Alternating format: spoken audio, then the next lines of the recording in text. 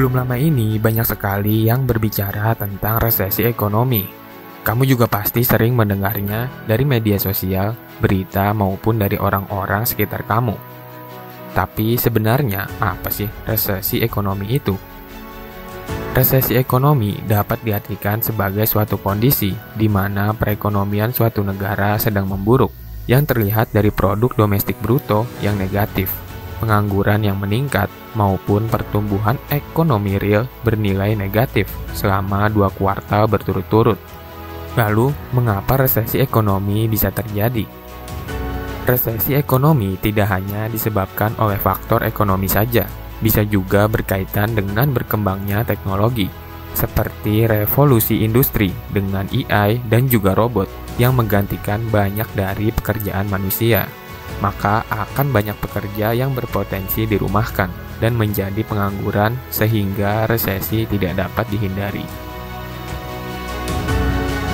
Adanya guncangan ekonomi yang mendadak, seperti saat dunia dilanda pandemi COVID-19, adalah salah satu penyebab dari resesi ekonomi, karena melemahnya daya beli masyarakat akibat kesulitan finansial. Begitu juga dengan tingginya angka inflasi, dapat menyebabkan resesi ekonomi, akibat harga sejumlah komoditas energi yang melonjak.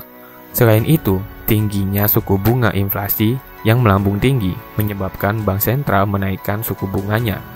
Dua hal tersebut dapat diperparah dengan daya beli yang mulai menurun dan menjadi pemicu terjadinya resesi ekonomi.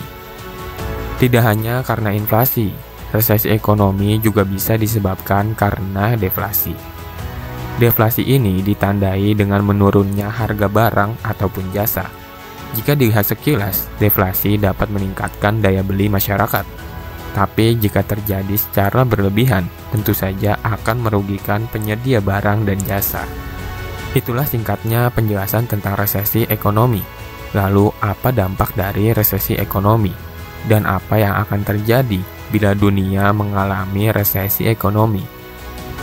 Jika kamu ingin mengetahuinya lebih dalam, kamu bisa klik video di sebelah sini.